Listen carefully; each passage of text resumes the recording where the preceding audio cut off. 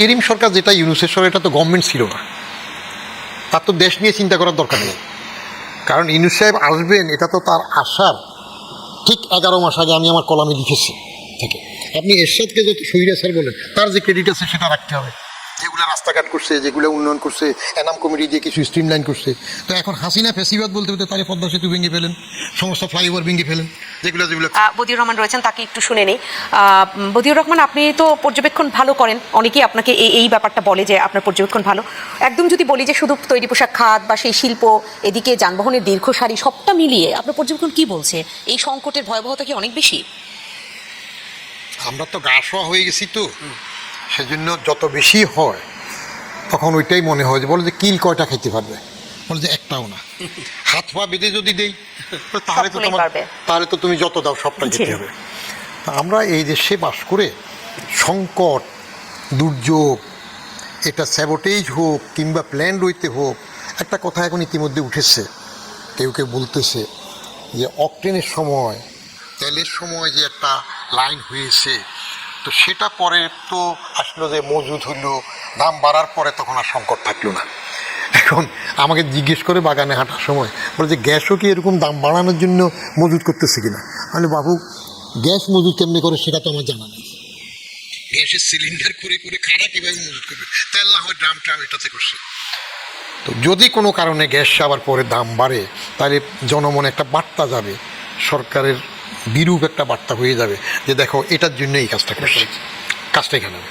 ইনি যে একটা মূল্যবান কথা বললেন, দুইটা পয়েন্ট আমি খেয়াল করছি। একটা হলো থার্ড একটা করার জন্য ইন্টারিম গভর্নমেন্টের সঙ্গে প্রস্তাব ছিল, তারা করে নাই, না করাতে এখন ঝামেলাটা হয়ে গেল। তাহলে ইন্টারিম গভর্নমেন্ট করে নাই, ইন্টারিম গভর্নমেন্ট এই সরকারের বেশি দুস্থ কিনা, এটার কোনো রকমের কৈফিয়ত হবে কিনা, কেন করেনি সে জবাবদিহি থাকবে কিনা, এটা আমরা দেখার অপেক্ষা থাকবো। আর দ্বিতীয় জিনিস যেটা একটা পয়েন্ট আসলো, স্যাবোটেজ কিনা। যদি স্যাবোটেজ হয়ে থাকে, আসলে যদি হয়, কতগুলো ইফস অ্যান্ড বার্ডসের উপর নির্ভর করে, তাহলে সেটা ধরার মতো স্যাবোটেজ কিনা, এটা বের করার মতো শক্তি আমাদের আছে কিনা, আমাদের সেই তদন্তের সক্ষমতা আছে কিনা, সে এক্সপার্টিজ আছে কিনা, এই দুটো নিয়ে আমার অনেক সময় তো তদন্তের সক্ষমতা থাকলেও সেই তদন্তের যে রিপোর্টটা, সেটা আবার জনসম্মুখে প্রকাশ করার সক্ষমতা প্রকাশ করা তো পরের ব্যাপার। আগে আপনি আদৌ ধরতে পারবেন কিনা, কারণ কিছু জিনিস আছে ছোট্ট জিনিসগুলো ধরার ব্যাপার থাকে। এখন যে প্রধান নির্বাচন commissioner M M Nasir Uddin, তো 111 সরকারের সময় তিনি তখন আপনার জ্বালানি সচিব, আমি এনবিআরের চেয়ারম্যান। সাঙ্গুর ওখানে ছোট্ট একটা পার্স নষ্টের জন্য ওখানে উৎপাদন বন্ধ হয়ে গেল। আপনার এয়ারে করি বা এয়ার ইমার্জেন্সি আছে, কিন্তু আমার কাস্টমসের লোকজন তো এটার গুরুত্ব বুঝে নাই। তারা তাদের নর্মাল কাজ অনুযায়ী এয়ারপোর্টে এটার শুল্ক কত হবে এগুলো নিয়ে ঘষা মাজা করে, যেটা নিয়ম হয় আর কি রিলিজ করার জন্য। তো পরে নাসির আমাকে টেলিফোন করলো যে এই অবস্থা, আমার সাঙ্গুতে প্রতি ঘন্টায় উৎপাদনে এইরকম বন্ধ থাকলে লস হয়। তাহলে এটা আমাদের লোকজন বুঝে নাই, যেহেতু আমাকে বলছো এখন আমি বলতেছি। আমি এয়ারপোর্ট কমিশনারকে বললাম যে ফর্মালিটিস পরে, জাস্ট এনবিআরের চেয়ারম্যান নির্দেশ দিলাম, এই অনুযায়ী এটা রিলিজ করে ওদের হাতে দিয়ে দেবো। কারণ সাঙ্গুর 1 ঘন্টা তাহলে তোমার কাস্টমসের এখানে কত দিনের কাস্টম, কত লাখের কাস্টম আসবে সাথে রেডি। তো এই ডিসিশন মেকিং ক্যাপাসিটিটা ইন্টারিম সরকারের সময় এটা চিন্তা করে নাই কেন, যে আরেকটা রিজার্ভ হোক, যেভাবে হোক দরকার, যাক এখন 2 বছর লাগবে বলছে, দেখা যাক। আমাদের আরেকটা প্রবণতা আছে, সেই প্রবণতা হইল আপনি বললেন যে চিন্তা করে নাই, আমি একটু এখানেও শুনি চিন্তা কেন করে নাই, কোথায় বাধাটা কোথায় ছিল? চিন্তা করে নাই এই জন্য, ইন্টারিম সরকার যেটা ইউনূসের সরকার, এটা তো গভর্নমেন্ট ছিল না, তার তো দেশ নিয়ে চিন্তা করার দরকার নেই। কারণ ইউনূস সাহেব আসবেন এটা তো তার আশার ঠিক 11 মাস আগে আমি আমার কলামে লিখেছি। 5ই সেপ্টেম্বর 2023 ইউনূস সাহেবের উপর আমার 4:30 পৌনে 5টা লেখা আছে। ওই খণ্ড বলতেছি এই জন্য, কোনোটা ফুল না আর কি, ফুল আছে, হাফ আছে, কোয়ার্টার আছে, ওই ছিকি আদুলি মিলিয়ে 4:30 পৌনে 5টা লেখা আছে। সেই লেখার মধ্যে এই শেষ 5ই সেপ্টেম্বর 2023 লেখাতে আমি ফিনিশিং দিলাম। এবার বাইরে শোনা যাচ্ছে অস্বাভাবিক কোনো সরকার হইলে তিনি আর সুযোগ হাতছাড়া করবেন না। And that did happen just after 11 months. 5ই সেপ্টেম্বর 2023 আর 5ই আগস্ট 2024 গণেশ উল্টালে উনি এসে গেলেন। তো উনি আসছেন তো হাসিনাবাজি করার জন্য, কারণ হাসিনা ইউনূসবাজি করেছে, প্রতিশোধ স্প্রিয়ায় আসছেন। জেনারেশন নষ্ট করে দিবে, বঙ্গবন্ধুর বাড়ি ভাঙবে, হ্যাঁ, আকবরের বৈরাম খার মতো একটা বাচ্চা কাচ্চাদের জেনারেশন নষ্ট করে লেখাপড়া নষ্ট করে দল করবে। উনি তো এসব নিয়ে চিন্তা করেন নাই। ওইসব নিয়ে চিন্তা করলে তো হামেরই দশা হইতো না। জি, হামের টিকাও কেনা হয়নি। এখন যে একটা পয়েন্ট বললেন যে আমদানি নির্ভরতা নাকি আমরা আসলে নিজেদের উপর দাঁড়াবো, yes, that is the vital point. স্বাধীনতার 55 বছর থেকে আমি ক্লোজলি যেটা অবজার্ভ করতেছি, মোটামুটিভাবে প্রত্যেক সরকারে, কোনো সরকারই কোনো দিন চায় নাই, এই পর্যন্ত কোনো সরকার চায়নি যে আমি স্বনির্ভর হব, আমি আমার পায়ে দাঁড়াবো। চাইনি, কিন্তু কেন চাইনি সেই জায়গাটা পরে আসি, কারণ সংকটের বিষয়টা আরেকটু আমি শুনতে চাই আপনাদের কাছে। সমাধানের দিকটা একটু পরে যাই। সেই না চাওয়ার পেছনে আমাদের স্টুডিওতে আজ উপস্থিত হয়েছেন এনবিআর এর সাবেক চেয়ারম্যান বদিউর রহমান এবং সর্বডানে রয়েছেন বিকেএমই এর সভাপতি মোহাম্মদ হাতিম। আমি আপনাদের দুজনকে স্বাগত জানাচ্ছি, কৃতজ্ঞতা জানাচ্ছি নিঃসন্দেহে, কারণ সময় দিয়েছেন আপনার মতের এই আয়োজনে। দর্শক, আপনারা আজকেও ফেসবুকে যুক্ত হয়ে দেখতে চাইলে দেখতে পাবেন facebook.com/channel9bd.tv-তে। ইউটিউবে দেখতে চাইলে দেখতে পাবেন youtube.com/channel9bd-তে। মোহাম্মদ হাতিম, আপনাকে আগে একটু শুনি যে এই জ্বালানি সংকট এবং সেই সংকটটা আসলে বিভিন্ন খাতেই অনেক বেশি তীব্রতর হচ্ছে। তৈরি পোশাক খাতের কথাও আমরা ঠিক একদিন আগেও আলাপটা করেছি যে কতটা ভয়াবহতা ছড়াচ্ছে সেখানে। আপনার কাছে কি মনে হয়, তীব্রতা কি অনেক বেশি? দেখেন, আমাদের কাছে যেটা মনে হয়, সরকার বা অন্যান্য সংশ্লিষ্ট যারা এই জ্বালানির সাথে আছে, তারা এই যে জ্বালানি সংকট হচ্ছে বা আগেও ছিল, বাট এখন যেটা হয়েছে এই ধরনের প্রকট সংকট এর আগে হয় নাই, যে এইভাবে একটা সাপ্লাই একটা এলাকা পুরোপুরি বন্ধ থাকা বা গ্যাস না পাওয়া। মাঝে মাঝে আগে হয়েছে এরকম যে হয়তো সকালবেলা পাই নাই, বিকালবেলা পেয়েছি বা রাতের বেলা পেয়েছি, কিন্তু এখন কিন্তু কন্টিনিউয়াসলি গত প্রায় 13 দিন হয়ে গেছে, 12-13 দিন হয়ে গেছে যে সরবরাহ। এফএসআরইউ যেটা নষ্ট হয়েছে, আগুন লাগছে তারা বলছে। তো এই যে আগুন লাগলো, এটা নিয়েও আমাদের প্রশ্ন আছে যে আগুনটা লাগলো যে এটা কি কোনো সাবোটাস কিনা, এটাও একটু সরকারকে খতিয়ে দেখা দরকার। আচ্ছা, তারপরে যেটা হলো, এখন এই এফএসআরইউটা ঠিক করতে গিয়ে এত সময় লাগা, প্রথম সিঙ্গাপুর থেকে একটা টিম আসলো, তারা ব্যর্থ হয়েছে, পরে ইউকে থেকে আরেকটা টিম আসছে, তারা কাজ করতেছে। তো আজকেও মন্ত্রী মহোদয় যেটা বললেন যে 10 তারিখ নাগাদ গিয়ে এটা হয়তো স্বাভাবিক হবে, সরবরাহটা স্বাভাবিক হবে।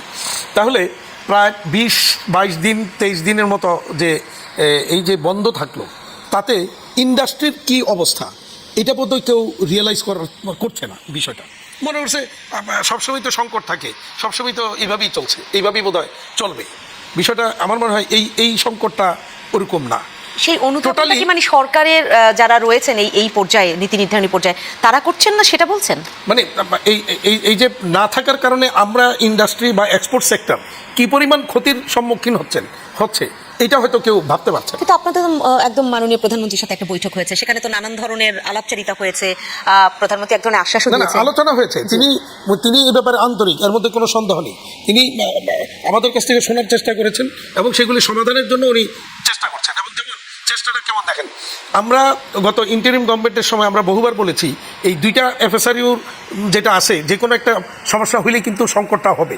তখন আমরা অনেকবার বলেছি যে আরেকটা থার্ড একটা এফএসআরইউ এনে এটা যেন রিজার্ভ রাখা হয়, কিন্তু ওই সময় ওই ইন্টারিম গভর্নমেন্ট ওইটাকে বাতিল করেছে। ওই প্রস্তাবনা হয়েছিল কিন্তু এটা ওনারা অ্যাকসেপ্ট করেন নাই।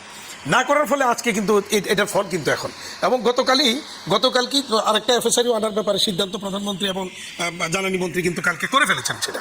তার মানে ওনারা ওয়াকিবহাল, ওনারা চেষ্টা করছেন এবং বিষয়টা নিয়ে ভাবছেন, তড়িৎ সমাধানের চেষ্টা করছেন। বাট এখনও একটা এফএসআরইউ যেটা ওনারা আনার চেষ্টা করছেন, এটা মিনিমাম 2 বছর লাগবে এটাকে ইনস্টলেশনে, রানিং আনতে। তো তার মানে আমরা কিন্তু 2 বছর আরও পিছিয়ে গেলাম। এটা এমন একটা দিক। এরপরে এই যে এতদিন যাবৎ এই গ্যাস না পাওয়ার কারণে আমাদের যে উৎপাদন বন্ধ থাকলো, এর কনসিকুয়েন্সটা কি? প্রথম কনসিকুয়েন্সটা ধাক্কাটা খাবো কি আমরা, এই অগাস্ট মাসের প্রথম 7 কর্মদিবসের মধ্যে আমার জুলাই মাসের বেতন দিতে হবে। এই বেতনটা আমরা কোত্থেকে দিব, কীভাবে দিব, এটা নিয়ে আমাদের কাছে কোনো জবাব নেই। কীভাবে দিব? 2 নম্বর আসেন, এই যে এত 20-22 দিনের যে উৎপাদন ব্যাহত হচ্ছে, তাতে আমি যে শিপমেন্ট ডেটগুলি ফেল করতেছি, নিশ্চিতভাবে বায়ার আমাদেরকে অলরেডি বলা শুরু করেছে যে তুমি তাহলে এই মাল এয়ারে দাও। তাহলে এয়ারে মাল দেওয়া মানে হচ্ছে যেখানে আমার কোনো খরচ লাগতো না, কমপ্লিটলি তার খরচে যাইতো।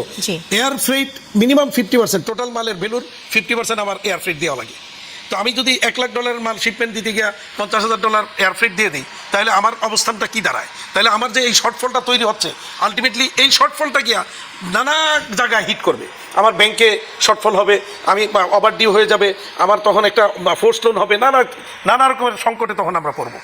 এরপরে আসেন আপনি যদি আমি এয়ার ফ্রেট নাও দিই, মিনিমাম ডিসকাউন্ট লাগবে, দিতে হবে 25 থেকে 30% ডিসকাউন্ট এই সমস্ত ক্ষেত্রে বায়ার ক্লেম করে থাকে। তো এরপরে গিয়ে আমার অবস্থাটা কি দাঁড়ায়? এটা গেল একটা দিক। এবার আসেন বায়ার বর্তমানে যে আমার এক্সিস্টিং যে রানিং অর্ডারগুলি চলতেছে, এই পরিস্থিতির কারণে ফার্দার যে অর্ডারটা আমার প্লেস হওয়ার কথা ছিল এটা স্থগিত করে ফেলছে। যে পরিস্থিতি কি তোমাদের আমরা আগে দেখি, কারণ তোমাকে অর্ডার প্লেস করলে এই অর্ডার যে আমি আমার প্রয়োজন মতো আবার সময় পাবো এই নিশ্চয়তা নাই। সুতরাং আমি দেখি এটা অন্য কোনো দেশে প্লেস করবো। তাহলে আপনি মোটামুটি এই ধরনের নানা রকমের সংকটের মধ্যে কিন্তু আমরা পড়ে গেছি। সমস্যা ইতিমধ্যেই তুলে ধরলেন। আমি আরেকটু নিঃসন্দেহে শুনবো, আপনার কাছে ফিরবো, মানে কি কি কারণ আছে সেটাও খুঁজবো। আমি মোহাম্মদ হাতিম আপনার কাছে আসি। আপনি বলছিলেন, আপনি যে চিত্র মোটামুটি তুলে ধরলেন যে শিপমেন্টের ডেট যদি ক্যান্সেল হয়, তা মানে ওটা যদি তখন তারা হয় ডিসকাউন্ট চায়, এয়ারে পাঠাতে বলে, মানে নানা সংকট আরও এখানে ঘনীভূত হবে। ব্যাংকের একটা ব্যাপার রয়েছে। তাহলে মানে ব্যবসায়ীরা আপনাদের মতো যারা একদম বড় বড় যদি বলি যে শীর্ষ অনেকগুলো প্রতিষ্ঠানে আছেন, তাদের বাইরে ছোট যারা এখনো টিকে আছেন, অনেকেই তো ঝরে গেছেন, তাদের আসলে কি অবস্থা দাঁড়াবে? আমি সেই জায়গাটাই আরো কন্টিনিউ করতে চাচ্ছিলাম তখন। এখন দেখেন যে আমার যখন এই শিপমেন্টটা আমি ফেল করতেছি, নির্ধারিত একটা শিপমেন্ট ফেল করতেছি, তখন মাস শেষে কিন্তু আমার আরেকটা আছে ব্যাংকের ইনস্টলমেন্ট পরিশোধ করা। একটা ফেল করলে কিন্তু আমি ক্লাসিফাইড হব। ক্লাসিফাইড হলে কিন্তু সেখানে আবার একটা সমস্যা তৈরি হবে। দেখা যাবে ক্লাসিফিকেশনের কারণে তখন আবার সকল কার্যক্রম ব্যাংক বন্ধ করে দিয়েছে। অর্থাৎ একটা জীবিত মানুষকে পদে পদে নানাভাবে আটকিয়ে তাকে মৃত্যুর মুখে ঠেলে দেওয়া হচ্ছে। আচ্ছা, এরপরে আসেন যে আমরা এরকম একটা সংকট, গ্যাস নাই, তিতাস গ্যাস আমাদেরকে যখন দাম মূল্য বৃদ্ধি করলো সরকার ওই সময় 2022 সালে ফেব্রুয়ারি থেকে দামটা বাড়ালো, তখন কিন্তু স্পষ্ট আপনাদের মনে আছে একদম পত্র পত্রিকায় স্পষ্ট ঘোষণা দিয়েছিল যে মূল্য বৃদ্ধি করে আমাদেরকে আনইন্টারাপ্টেড কন্টিনিউয়াস গ্যাস দিবে। জি, তো আজ পর্যন্ত আমরা সেটা কিন্তু পাইনি। দ্বিতীয়ত হলো এই যে গ্যাস দিতে পারছে না, এটার জন্য মানে গ্যাস কর্তৃপক্ষের যেখানে গিল্টি ফিলিংস হওয়া দরকার, যেখানে তারা অনুশোচনা করা দরকার, সেখানে উল্টা আমরা যখন টিকে থাকার জন্য ওই সিলিন্ডারে করে বা ইয়ের মধ্যে ট্রলিতে সিলিন্ডারে করে গ্যাস নিয়ে কোনোরকম ফিনিশিং সেকশনটা চালিয়ে শিপমেন্টগুলি, ইমার্জেন্সি শিপমেন্টগুলি করার চেষ্টা করতেছিলাম, তখন তিতাস কর্তৃপক্ষ চিঠি দিয়ে ওই সিএনজি ফিলিং স্টেশনকে নির্দেশ দিয়েছে যে এই ধরনের সিলিন্ডারে করে যেন গ্যাস না দেওয়া হয়। তো বিষয়টা আমরা তড়িৎ মন্ত্রী এবং সচিব এবং তিতাসের এমডি পর্যায়ে আমরা বিষয়টা নিয়ে কথা বললাম। তো সচিব মহোদয় বিষয়টা বুঝে সাথে সাথে তিতাসের এমডিকে ফোন করে বললেন যে এটা নিয়ে যেন তারা এই ধরনের দেওয়া না হয়, এবং ওনারা তখন আমাকে নিশ্চিত করলেন যে না, বাধা দেওয়া হবে না, আপনারা নিয়ে চালান। পরের দিন, ঠিক যেদিন আমার সাথে কথা হলো, পরের দিন তিতাস গ্যাস কর্তৃপক্ষ আরেকটা চিঠি দিয়ে বলতেছে একটা ফিলিং স্টেশনকে যে আমাদের নির্দেশনা দেওয়ার পরেও তোমরা এইভাবে দিচ্ছ, এটা কিন্তু অপরাধ এবং এই ব্যাপারে শাস্তিমূলক ব্যবস্থা নেওয়া হবে। তাইলে এখন প্রশ্ন হচ্ছে যে ওনারা যে বললেন আমাকে নিজে, এরপরে এই চিঠি পাওয়ার পরে আমি আবার জ্বালানি সচিব, তিতাসের এমডি মহোদয় দুজনকে আমি ফোন করলাম, তো ওনারা আবার আমাকে আশ্বস্ত করলেন। তো একদিকে ওনারা আশ্বস্ত করছেন আপনারা নিতে পারবেন, দুই দিকের সিদ্ধান্ত আসলে সাংঘর্ষিক হয়ে যাচ্ছে। এটা আমি আজকে মন্ত্রীকে ওই কথাটা বলার চেষ্টা করছিলাম। আজকে ওই সমকালে একটা রাউন্ড টেবিলের মধ্যে আমরা কথা বলতেছিলাম এটা নিয়ে। তো এই হলো পরিস্থিতি। আসলে মন্ত্রীকে বলতে পারেন নাই? না, বলছি, মন্ত্রীকে বলা হচ্ছে, মন্ত্রী এগুলিতে উনি খুব ব্যবস্থা নিচ্ছেন এগুলি নিয়ে।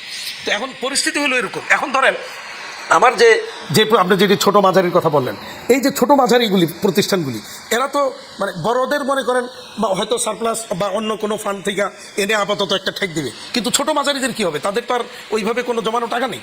তো তারা তো একদিকে শ্রমিকের বেতন দিতে পারবে না, ব্যাংকের ইনস্টলমেন্ট দিতে পারবে না, আর এদিকে বায়ার আবার তার অর্ডার স্থগিত করতেছে। মানে সব কিছু মিলিয়ে কিন্তু আমরা একটা মহাসংকট, সামনে একটা মহাবিপদ আমরা লক্ষ্য করছি।